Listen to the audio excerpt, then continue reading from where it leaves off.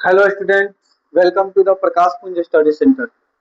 इसके पहले हम इसी इसी चैप्टर में चैप्टर 2 का अर्थव्यवस्था जो है, इस चैप्टर में हम लोग कुछ टॉपिक जाने थे, यानी प्रोफेसर जैसे पिंगू के अनुसार अर्थव्यवस्था की राष्ट्रीय आय का परिभाषा का होता है, इसका अनुसार जाने थे। और आज हम लोग जानेंगे प्रोफेसर फिशर के अनुसार राष्ट्रीय आय का परिभाषा क्या होता है, प्रोफेसर केन्स का क्या धारणा थी राष्ट्रीय आय के प्रति, इसके बारे में जानेंगे। तो अगर ये वीडियो आपको अच्छा लगे तो चैनल को सब्सक्राइब कीजिएगा और बेल आइकन को दबाना बिल्कुल ना भूलिएगा, और एक दूसरे के पास में शेयर कीजिएगा ताकि आपका जो भी हित साथी हो 2027 में बोर्ड का एग्जाम देने वाला है उसका भी कुछ फायदा मिले। ठीक है। और ध्यान रखिएगा, वीडियो को शुरू से अंत तक देखिएगा, वीडियो को बिल्कुल भी स्किप नहीं करना है। अगर मान लीजिए कि अगर स्किप कर करके इस वीडियो को देखते हैं तो कुछ भी समझ में नहीं आएगा, इसीलिए वीडियो को शुरू से अंत तक देखिएगा। तो बिना देरी किए हुए आज की हम इस वीडियो का शुरू करते हैं। चलिए, तो इसमें पहिलका हम लोग का है कि प्रोफेसर फिशर के अनुसार राष्ट्रीय आय का, प्रोफेसर फिशर जो है राष्ट्रीय आय का क्या परिभाषा दी है उसके बारे में जानते हैं। ठीक है।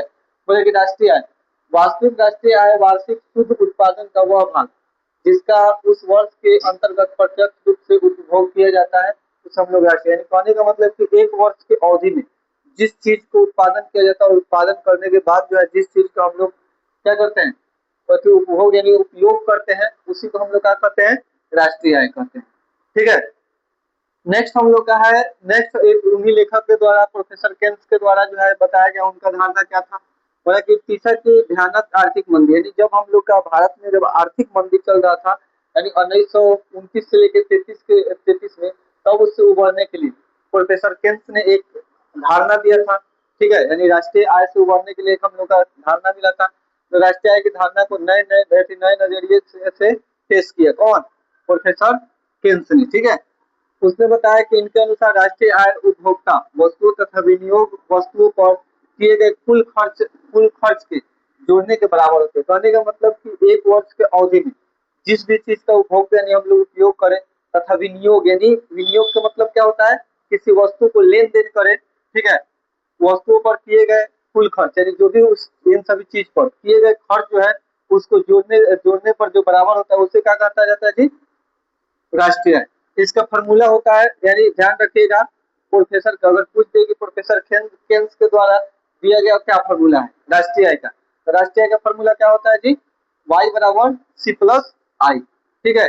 जैसे यहाँ पर वाई का मतलब क्या होता है राष्ट्रीय आय, सी के मतलब उपभोग व्यय, और आई के मतलब विनियोग। ठीक है। तो आज जो है, आज हम इतना ही तक रहने देते हैं। ठीक है। अगर आपको वीडियो अगर अच्छा लगे तो चैनल को सब्सक्राइब कीजिएगा। ठीक है। और एक दूसरे के पास में शेयर कीजिएगा। ठीक है। अगर आप जो है इसके पिछले पार्ट को नहीं देखे हैं तो उसको जाकर अवश्य देखिएगा, तब जाकर आपको पूरी तरह से समझ में आएगा। वरना मान लीजिए कि इधर से उधर से अगर थोड़ा थोड़ा देखिएगा तो कुछ भी समझ में नहीं आएगा। इसलिए आप जो है पहले पीछे वाले वीडियो को जाकर देख लीजिए, इसके बाद आप इसको देखिएगा तो आपको जो है पूरी तरह से समझ में आएगा। ठीक है। और आप जो है बढ़िया से तैयारी कीजिए। समझ में आया? यहीं तक हम अपना बात को समाप्त करते हैं 5 मिनट के बाद।